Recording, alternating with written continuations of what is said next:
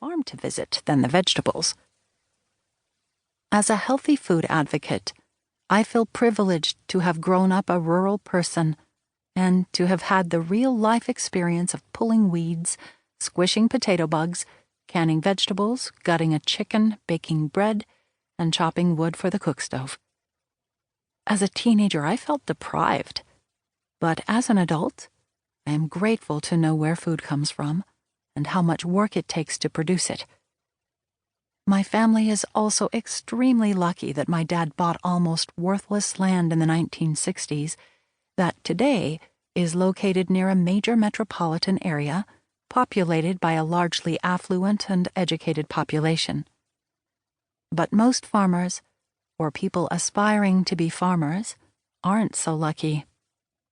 Fortunately, farmers' markets and similar venues help capture the excitement and nostalgia for farming, and for a simpler and healthier lifestyle. And they are delightful for the customers and can be profitable for farmers.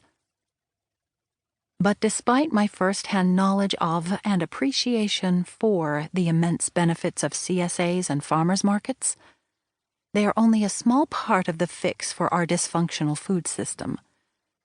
Food hubs, which aggregate and distribute local food, are beneficial for participating farmers and the purchasing food establishment.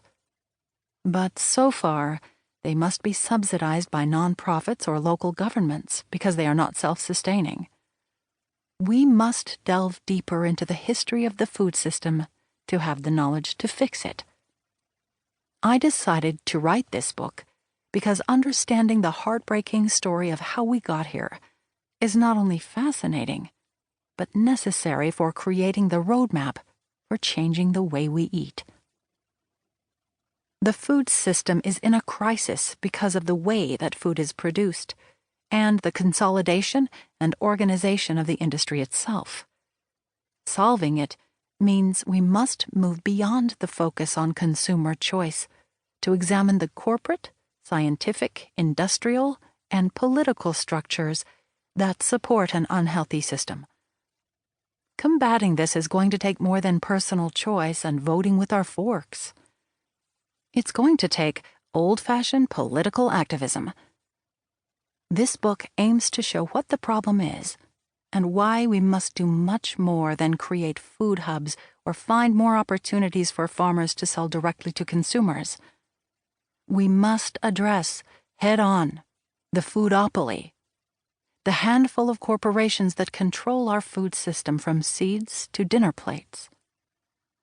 While the rhetoric in our nation is all about competition and the free market, public policy is geared toward enabling a small cabal of companies to control every aspect of our food system. Today, 20 food corporations produce most of the food eaten by Americans, even organic brands. 4 large chains, including Walmart, control more than half of all grocery store sales. One company dominates the organic grocery industry, and one distribution company has a stranglehold on getting organic products into communities around the country. Further, science has been allowed to run amok. The biotechnology industry has become so powerful that it can literally buy public policy. Scientists have been allowed to move forward without adequate regulation, and they are now manipulating the genomes of all living things, microorganisms, seeds, fish, and animals.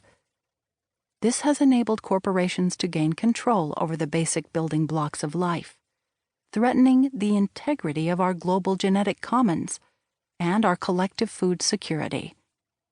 Biotechnology has moved into the world of science fiction, as scientists actually seek to create life forms and commercialize them.